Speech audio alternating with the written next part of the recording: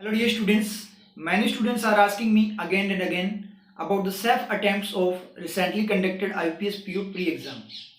तो उनका जो इशू है वो ये है कि उनके जो अटेम्प्ट हुए वो 60 के अराउंड हुए हैं और बहुत सारे स्टूडेंट जिनसे उनकी बात हुई है उनके 70 प्लस भी अटेम्प्ट हुए हैं।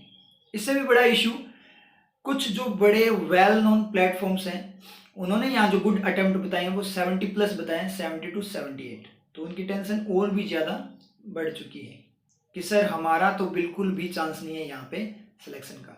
हो सकता है आप में से बहुत सारे हों जिनकी सेम कंडीशन हो, तो आप लोगों के लिए वीडियो बहुत ज़्यादा इंपॉर्टेंट बन जाती है। तो यहाँ पे आज अपने बिल्कुल जो प्योर एंड जेन्युइन एनालिसिस है वो करेंगे।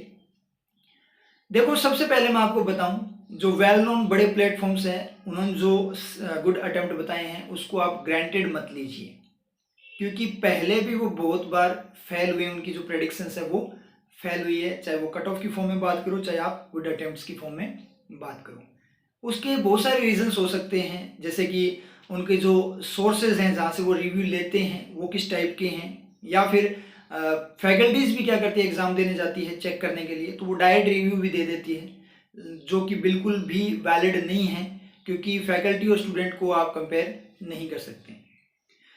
जो आपकी कट ऑफ होती है, जो आपके गुड अटेम्प्ट्स होते हैं, वो बहुत सारे फैक्टर्स पे डिपेंड करते हैं। मोस्ट इंपॉर्टेंट फॉर्म में अगर मैं बात करूं, नंबर ऑफ वैकेंसीज, जो कि इस बार अगर प्रीवियस ईयर के साथ कंपेयर करें तो इस बार 2 गुना से भी ज़्यादा है।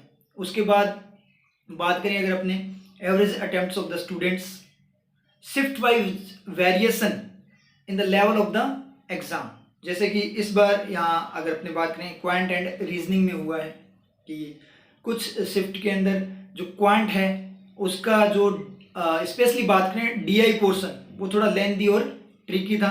कुछ शिफ्ट में अगर अपने रीजनिंग की बात करें स्पेशली पजल सेक्शन की, तो वो थोड़ी लेंथी और ट्रिकी थी। ठीक है, जैसे कि स्टूडेंट से रिव्यू मिला है।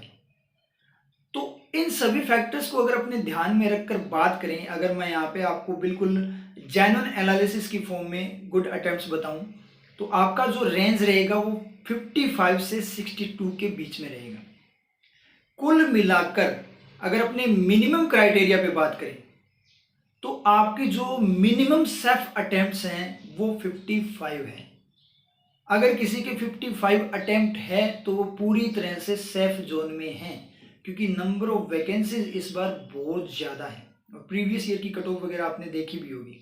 तो उसके अकॉर्डिंग अगर मैं बात करूं तो 55 आपके मिनिमम की फॉर्म में सेफ अटेम्प्ट्स हैं। तो आपको अगर आपके 55 प्लस अटेम्प्ट है या 55 अटेम्प्ट है तो आपको घबराने की बिल्कुल भी ज़रूरत नहीं है।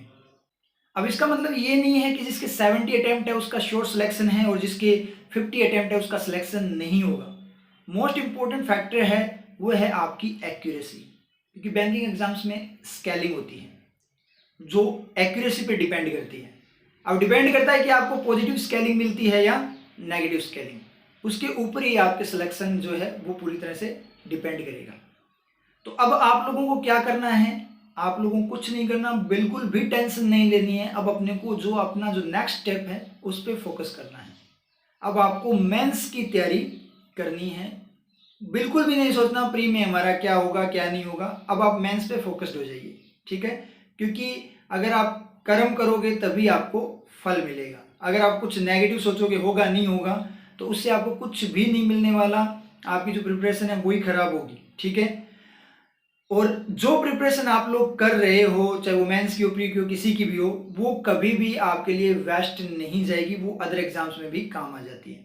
समझ में आप लोगों की? तो अपना टाइम बिल्कुल भी वेस्ट मत करना, क्योंकि इस बार जो आईपीएस पीओ की जो अपॉर्चुनिटी आई है, मुझे नहीं लगता कभी आपको दोबारा से ऐसी अपॉर्चुनिटी मिलेगी। तो इस अपॉर्चुनिटी को हाथ से मत निकलने देना, ठीक है। तो अब मेंस पे फोकस्ड हो जाइए और मेंस को अपना टारगेट बना लीजिए, और उसके बाद जो एसबीआई पीओ और एसबीआई कलर का एग्जाम है उस पर भी आप फोकस्ड रहिए। नेगेटिव बिल्कुल भी मत सोचिए, आपका सिलेक्शन श्योर है। अगर आपने एक्यूरेसी के साथ, ऑनेस्टी के साथ वहाँ पे एग्जाम अटेम्प्ट किया है तो आपका सिलेक्शन श्योर है। ओके।